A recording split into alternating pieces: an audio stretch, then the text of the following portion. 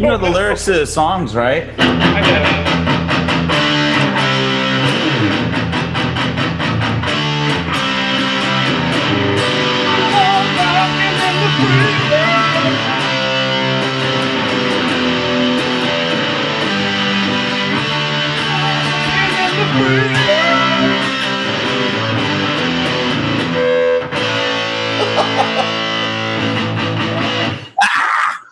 All right. I messed up.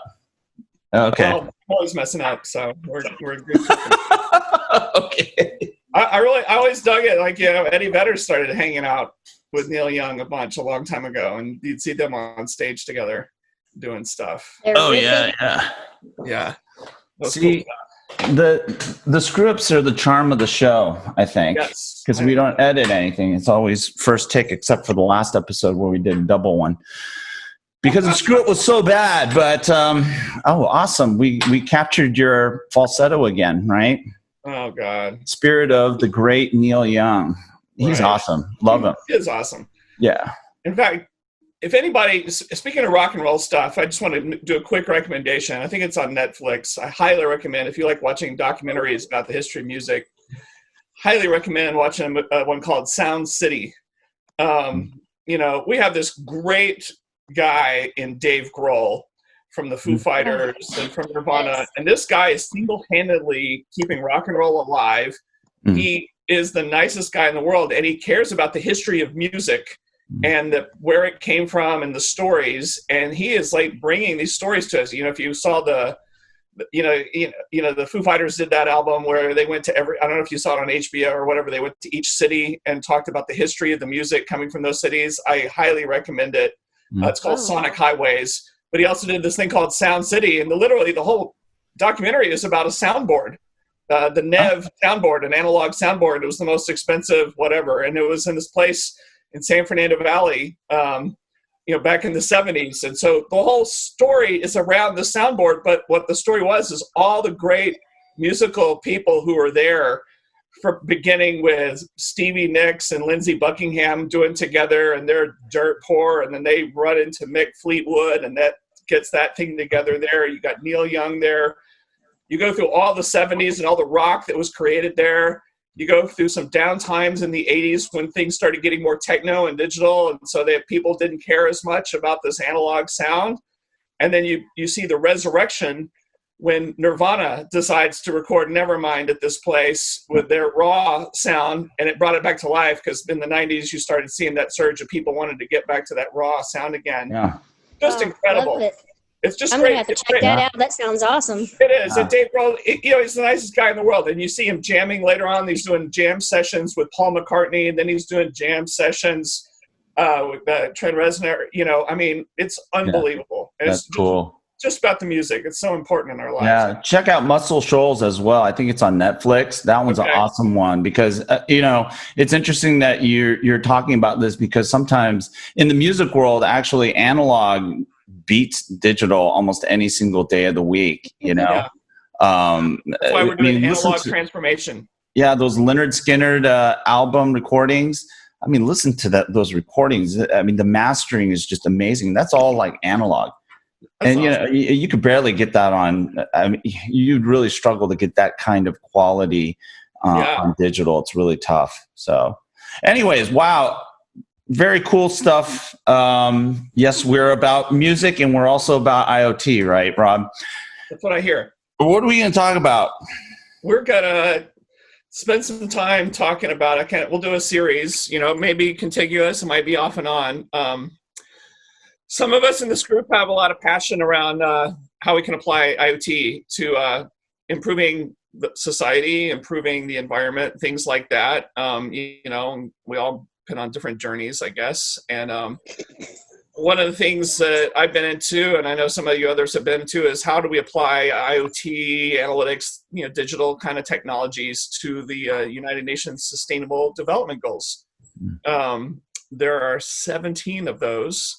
It's not always a perfect fit for IoT, but some of them are, where it makes sense. And, I know I personally, was on a journey over time where, like lots of things in life, you stumble upon things where you kind of go, oh, this this IoT remote sensing technology and taking actions that I'm using for business or manufacturing to do positive outcomes, I just kind of stumbled and noticed that I could help lift people out of poverty with this stuff through improving their lives, or I can, there's so many aspects to it where you can really help people out.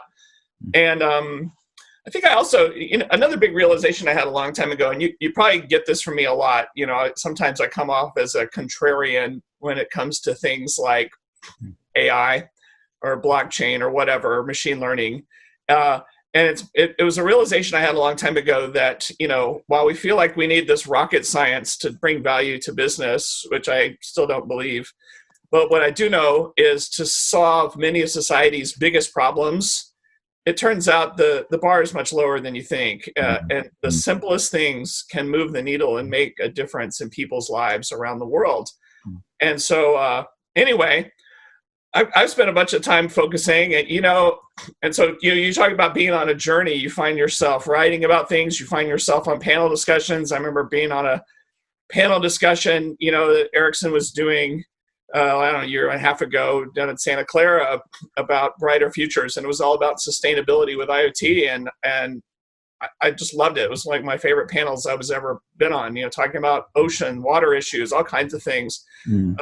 Stephanie was nice enough to have me speak with her at an event she did in La Jolla, where we talked about not smart cities, but sustainable cities.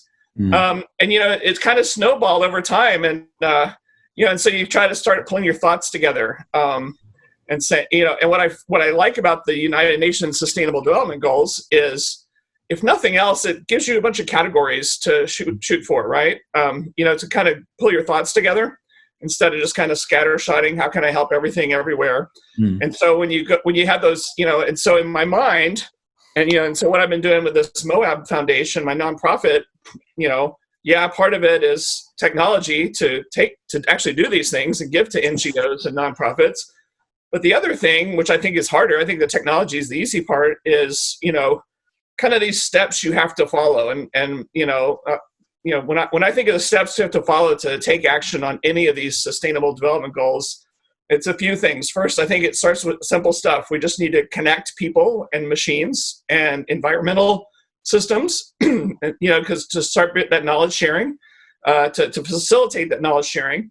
The next thing is you need to capture that data. Now, obviously, within the bounds of GDPR, right? There's always privacy and data protection, but within the bounds of that is start capturing the data from the world around us. Because I think IoT, just by itself, even before any advanced analytics, and you may have heard these kind of things before from other people, it truly makes the invisible visible. In IoT, most of the stuff around us, you can't see it, you don't know about it because it's not a person talking to you. It makes things that are unknown known to you.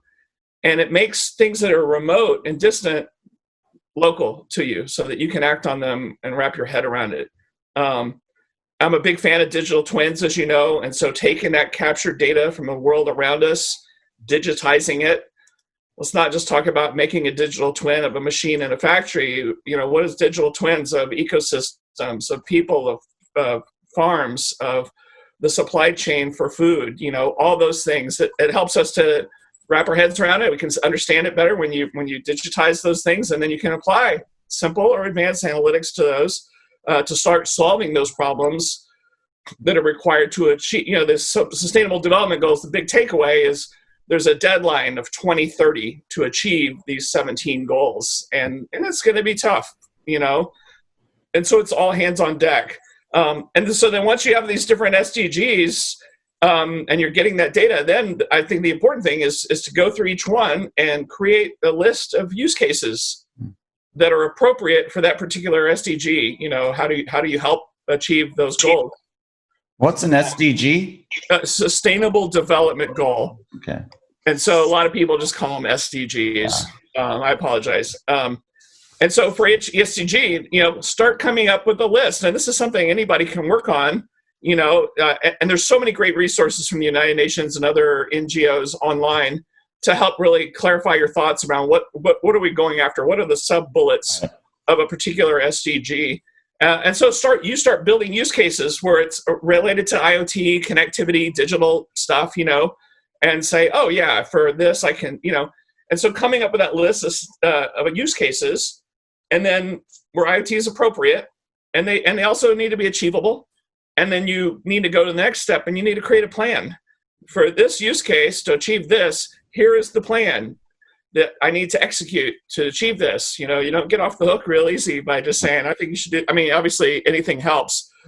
And then once you've done that, then the last step is it requires people. And so you need people to deploy this technology and to implement those plans for each SDG.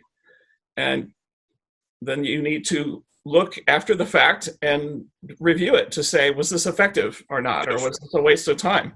When I think about all these just in general, and obviously there's challenges to this. When we talk about using IoT to go after some of these things, what do you need? We've talked about smart cities and other things. What's the baseline? I need electricity. Then I need connectivity. Those are, and so think about if I'm going to solve problems in villages in Africa, how am I going to get electricity and network coverage or connectivity of some kind there? I need to think that through. Maybe I might have to use solar powered things. I might have to create my own network, bring in my own tech to create that. I always go back to, I've talked about this before, I think, with us, the one laptop per child, with a big, looked like a play school toy with the big antennas hanging off of it, where you could give it to kids in a village, in Africa and India and Latin America, wherever. And let, I think no one ever uses it, but there's the peer-to-peer Wi-Fi. Yeah. We have it in our house, and it's not that great. Yeah, but where people not a big fan. There's maybe only one connection in the whole village, and then everybody else kind of piggybacks across each other. Yeah. So there's that. There's economics. I'm always a big fan of economics because economics will kill any of these great ideas. And so that compute, the storage, the networking, the software to bring it to life, all that stuff must be economically viable. It's easy for some company to say, we can solve that problem with millions of dollars. Yeah. It takes true genius to solve it for a handful of dollars or solve it for free through, and so you can imagine to really do this at scale. Yeah, I can give away free software, but I also need computer companies, network, others to probably donate things, right? In many cases, or low cost. That computer hardware is not free, right? It's expensive. So anyway, the economics plays a role, and then again, like I said before, you've got to have people or volunteers to deploy these. I've been lately just calling them IoT SDGs. And to deploy them at scale, you need lots of hands on deck, a lot of hands, a lot of people who are passionate, care. It's almost, I know it almost sounds like you're signing up for the Peace Corps. It probably like that. Yeah, I've seen a lot of these initiatives and some of the projects that have been outlined, and I think a lot of the marketing folks get really excited about attaching themselves to these SDGs and these big name humanitarian groups. And so your point, this stuff takes a lot of crystallized thinking in order for you to get to these simple economically viable solutions. Otherwise, you're just you're just throwing buzzwords into the hat and pretty much doing nothing. And so it takes a lot of creativity, but real understanding of the technology itself. Because if you look at all these 17 goals, maybe we start with one because there's 17 of them. You really need to, number one, understand the goal, and then rightly understand, well, how does IoT, what aspect of IoT really supports or can further that particular goal? And I think, like anything that we've, a lot of stuff that we've talked about in the past about how there's this disconnect between the user and the technology, there's still this big divide that needs to be bridged. And when you bring it up to the UN level, you have a lot of these policymakers and folks who are part of the operations that really don't understand the technology, but they have a bunch of advisors that come in who basically are selling the party line for the technology versus coming in and really being able to go to the next 2, 3, 4 levels, where that's where the truth and the reality lies around what kind of value, quote unquote, IoT, which itself is just as broad as these 17 SDGs, are, right? So that's a big river to cross. Yes. I would add too, I think when thinking about the SDGs, you have these 17 goals. Mm-hmm. You really need to take an even bigger step back and look at who is best to solve this, who is best to be involved, and essentially it's all of our responsibility. So I think a lot of folks really think about the SDGs and they completely think government. But I think Fed, state, local, and in other countries, this is a global goal, right? Initiative. I think you also have to look at what are corporations' role in this, because a lot of them they're looking at these SDGs and their time, their corporate plan, and when they have their earnings calls, they're updating as to where they are with specific goals and SDG, and especially around carbon footprint and giving back to the community and supporting local community initiatives. And I think that we have to think about all the various entities, whether they're government or corporate or nonprofit, and who's getting involved, and then really work around that. But that SDG goal number 1 around poverty, it's not just about homelessness. It's about, like even Gavin Newsom, as part of their initiative, 1 in 5 children in LA are living in poverty. So, you just talk about this poverty alone and all of the different things. And I think that even before we even start talking about Internet of Things or IoT and how IoT can really support, you have to take a full kind of inventory of, if it's a city looking at solving some of those issues, you look at your city resources.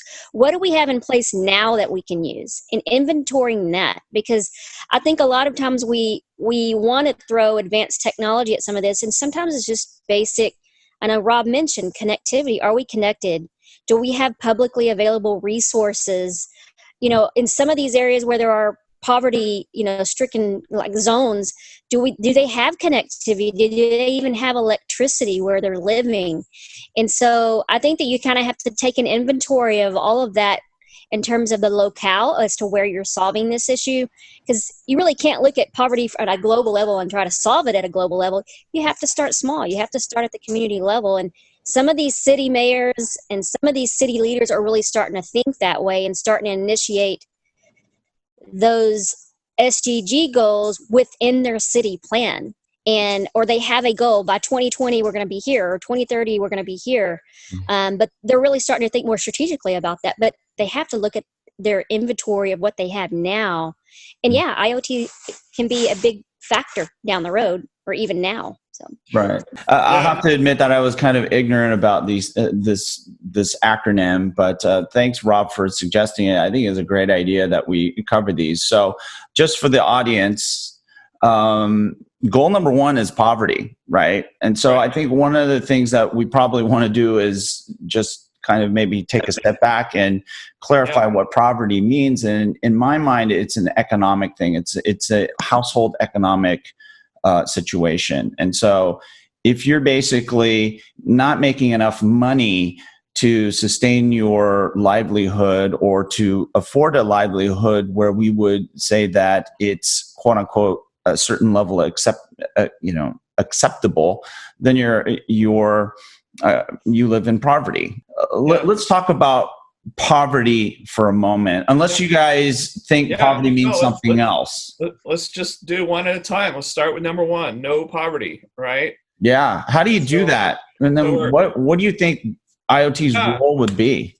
Well, and I apologize, this is the opposite of what Stephanie's talking about. If I look at it just globally, and I know you need to start small, or everything looks like Mount Everest and you'll never be able to make it. Yeah. So some of the stats I've looked at, it's about 7 or 800 million people are living in extreme poverty actually around the world. And so they categorize that as under less than $1.90 per day is what they live on. And there's compounded problems. Not only are they that poor, they lack food, they lack clean drinking water and sanitation. If you've watched some of these other documentaries, I don't know if you watched Inside Bill's Brain about Bill Gates. Yeah. Sanitation stuff, Yeah. And you find out how pervasive these problems are, and it's like, okay, let's go tackle that. But the other connection with a lot of poverty too is the notion that looks right around 78% of the world's poor. They live in rural areas and they rely on farming. Yeah. They rely on farming for making a living, and they rely on farming for putting food on the table. And so if I look at it in a big way, not necessarily the right way, but if I look at it in a big way, I can go, okay, most of the world's poor are connected to farming. If I can improve farming, if I can improve crop yields, things like that, supply chain, all that other fun stuff that goes, and these will all be other SDGs that we'll talk about in future days, then I can help them. And, so like I personally, the first places that I have, I won't name any of the farms or whatever, but, spend time over in Eastern Washington and take little, I don't know if you're familiar with the Intel Nook. Actually, here, let me point you at one. This is not a plug for Intel, but the notion of really small computers that are like a little tiny cube, and obviously you can get smaller than that if you've got software you can run on Raspberry Pi or whatever. More power to you. But the idea, so I started with agriculture personally. Low hanging fruit. That's kind of a pun. So we realize, you hear about precision farming, but there's like all kinds of baby steps. There's a lot of people, there's mega farms out there that we know about. There's high tech stuff, but there's also, it's a spectrum, right? And on one end, it's like subsistence farming, right? That people just have their little plot of land and they're doing it to stay alive. If people listening to this can't relate to that, read up, if you're in the US or wherever, read up on the Great Depression, read up on what America was like in the 30s. This used to be an agrarian society and used to have extreme poverty across the whole country. And people just lived and died by what they could grow. And there was the whole Dust Bowl thing and people leaving in the Midwest and trying to go to California and all this stuff. Well, there's that world going on today all over the world. And so if there are things that we can do, so, IoT, can I do more with less? Can I know more about things that can help me make better decisions? Because in the end, this is about data, right? And these data's going to help me. So if I've got sensors that I can put out either in my field with my rows of crops or my orchard, if it's trees, I'm growing tree fruit or things like that. There's simple things to do. You're doing microclimate stuff. I'm measuring what's the temperature. What is the pH, maybe in the soil around the trees or the crops? What is the moisture on the leaves? Or what is the moisture in the soil? What's the humidity like?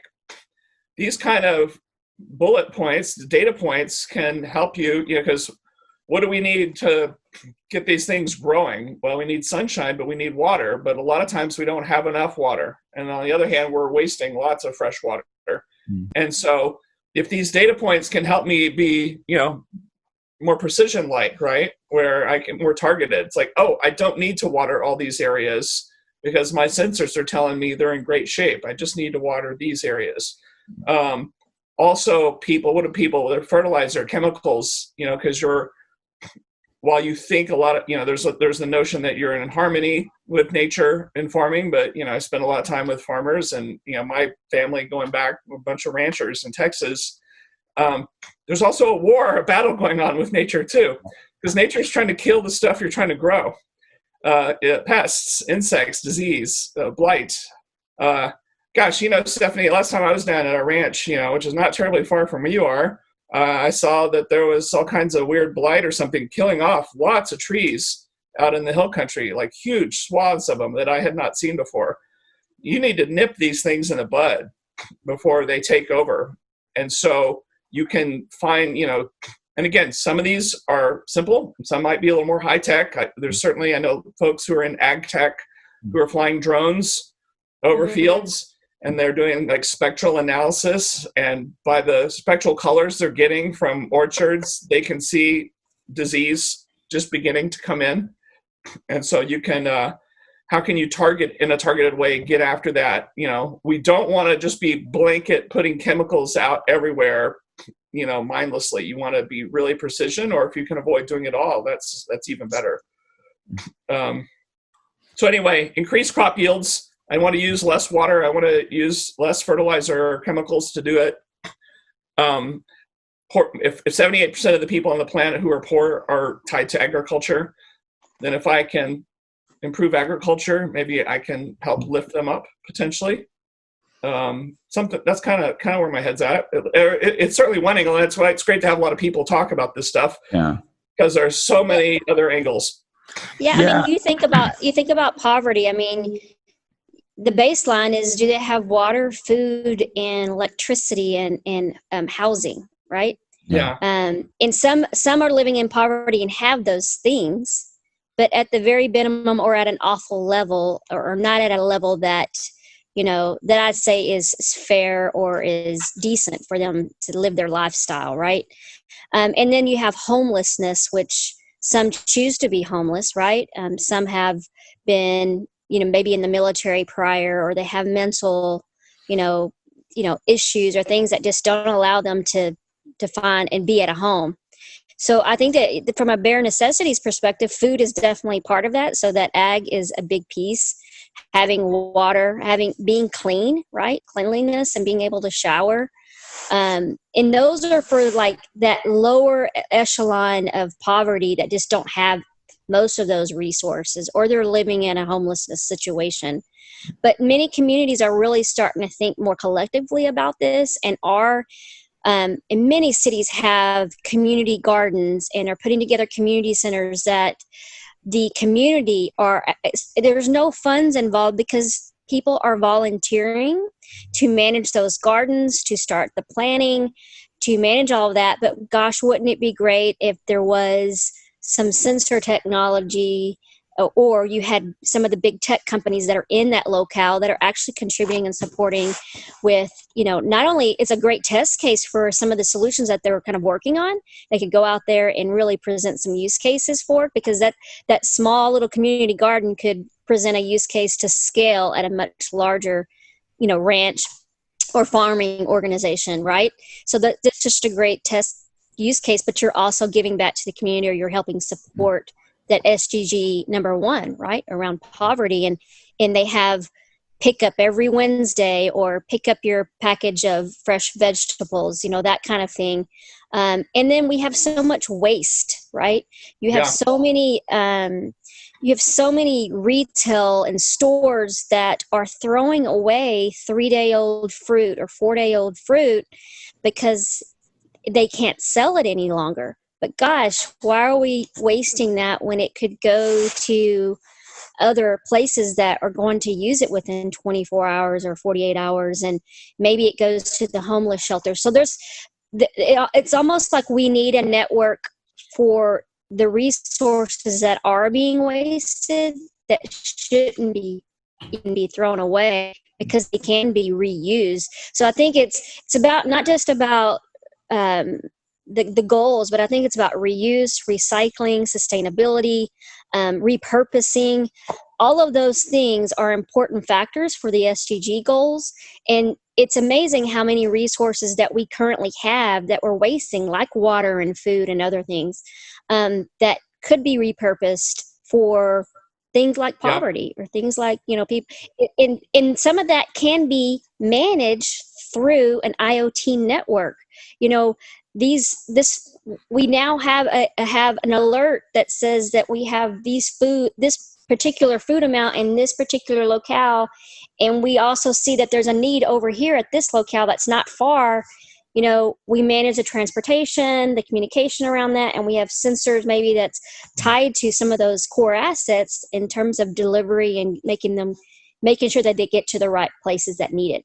I think there's some things that can just need to be, that take a step back, that look at the exchange, right? It's like we need an exchange of information. Yeah. And that exchange of information might include asset management, transportation management, or fleet tracking management. It might include things like sensor networks that we attach to certain things that require observation or alerting. So it sounds so simple, but yeah, it can become complicated because we are dealing with government entities, corporate entities, and people really needing to give back to meet those SDG goals. Absolutely. I mean, when you talk about, I've got this extra food and I need food, it's Uber, right? It's matchmaking. Right. I have this extra stuff. I have a need. Let's put them together.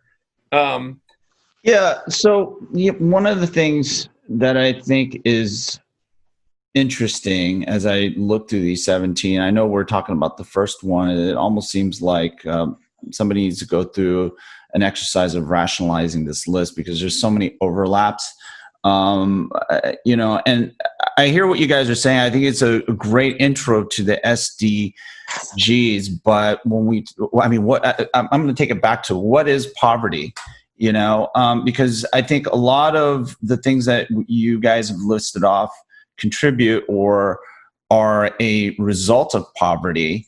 And there are problems, yes, definitely to be solved, but poverty itself, if we were to sit there and say, okay, this is the root cause of a lot of the issues that we have that challenge sustainability, what are we really talking about there? Because again, people who are living in a state of poverty, a primary reason for that is either the nation or the economy they live in is impoverished, right? And so some of the things that you're talking about, Rob, can help that.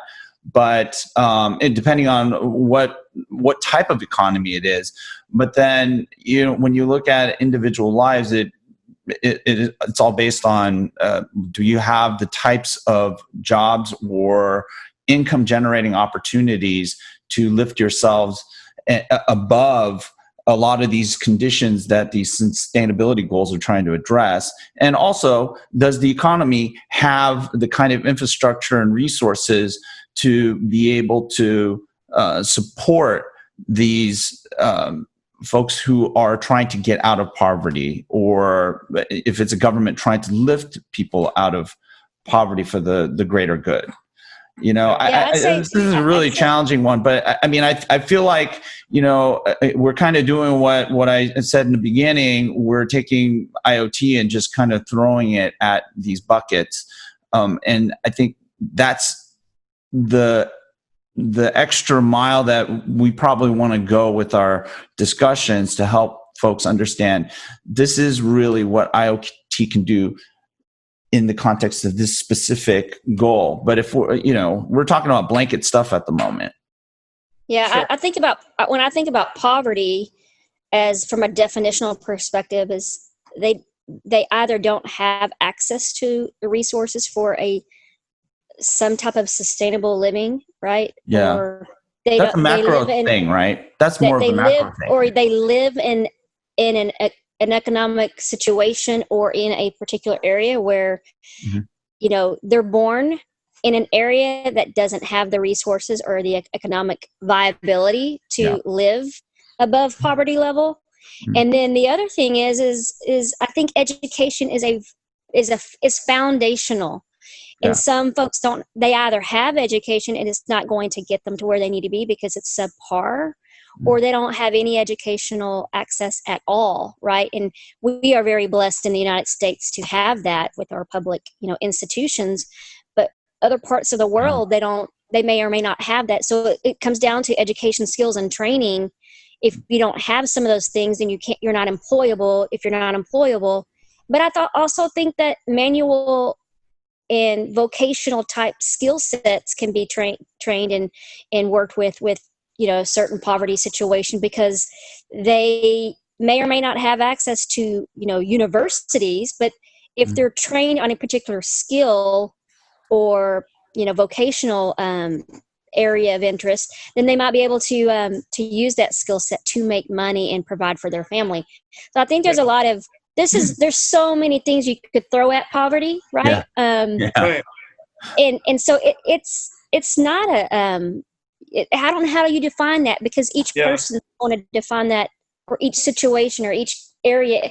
Our poverty level here is going to be completely different than in Northern Africa or in Southern Asia, right? So we just don't. I think that the definition of poverty is going to vary, because what we expect out of our sustainable life is maybe much higher than in other parts of the world. Yeah, and maybe some people like being in. Well, we might be judgmental of other folks. Like there may be folks in the Amazon jungle who are perfectly happy.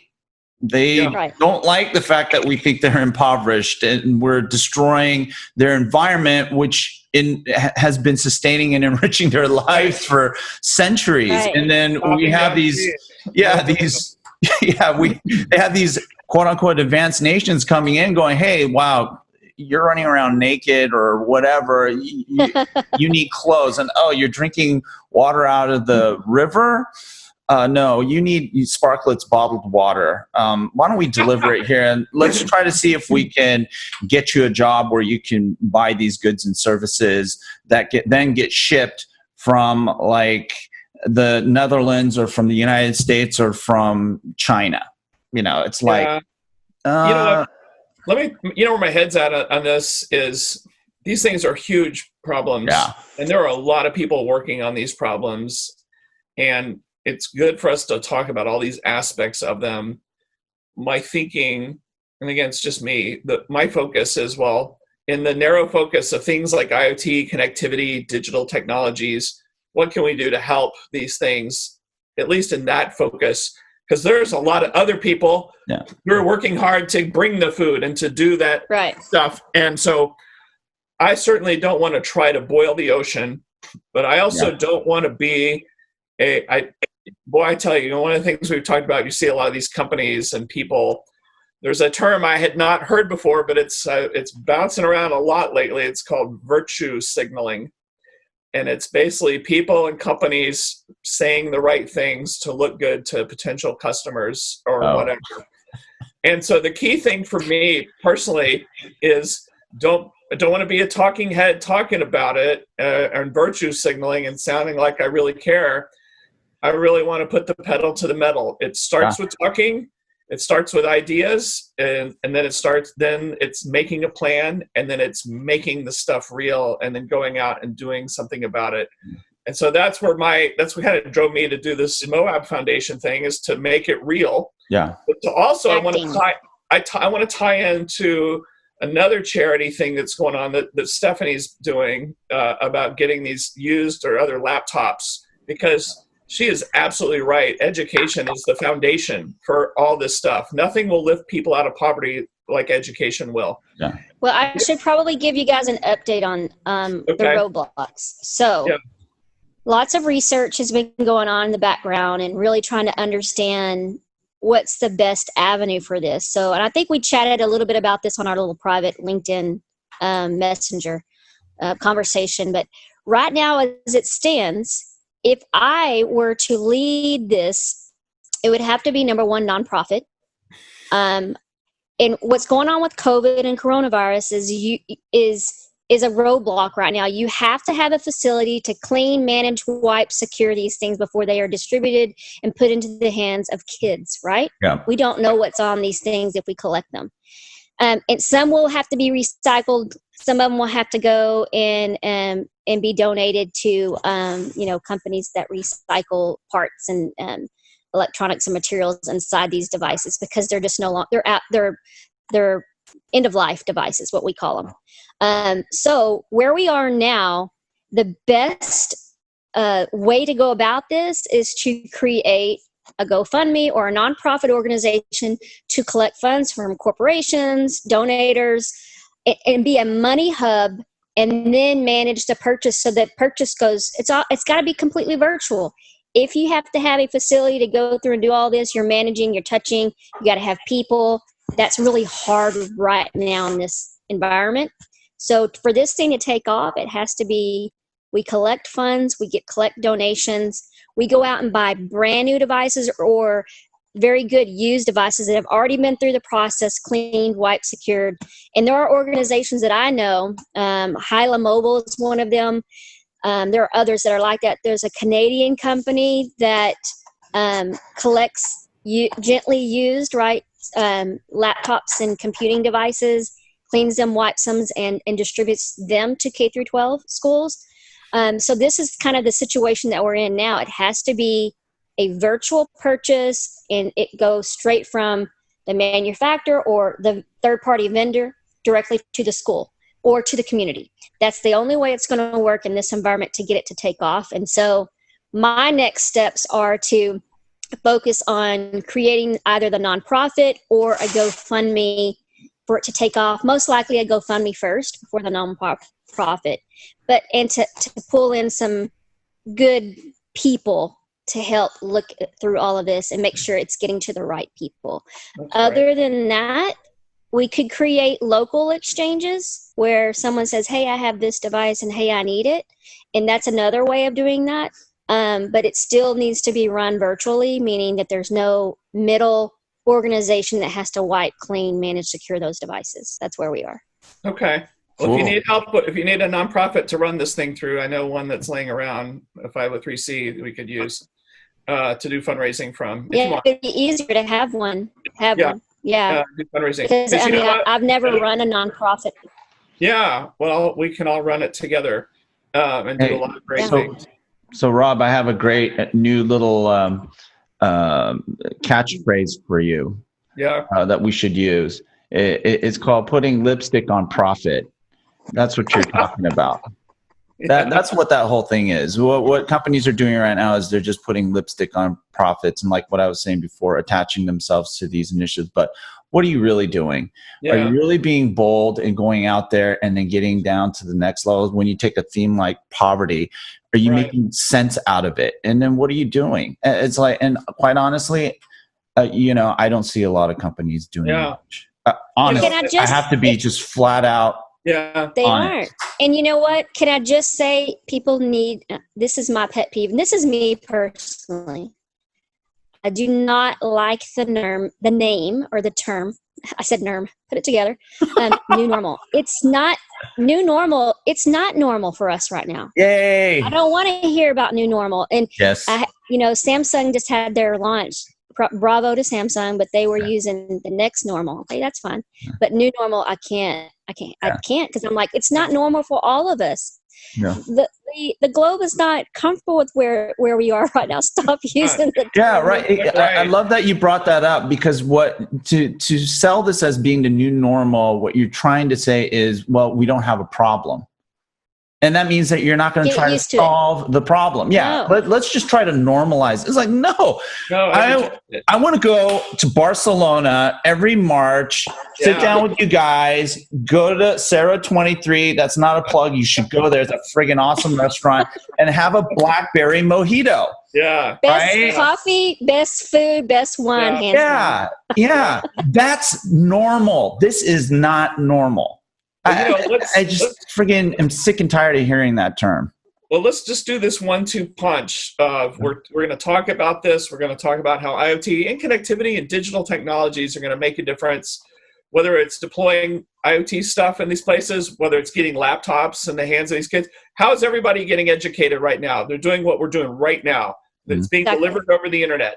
The internet has held up. That is awesome. The internet rocks. And so if we can get laptops in the hands of these kids, education, my wife is a teacher. That's how we're delivering education. We're delivering it over the internet. We're using a variety of apps of all kinds. They let you teach live. They let you do recorded stuff. They let you break out into little rooms where students can collaborate. We're making it up as we go along. But if we can get laptops to these kids and connectivity, then we can, there are some great educational resources online. Even if you don't have a teacher, go to Khan Academy. Boy, if I had nothing else, but I needed to learn how to go from K through 12 on my own, Khan Academy would be how I would do it. And so watch those videos. So I'm all in. Let's get these laptops to kids, whether it's used laptops or fundraising.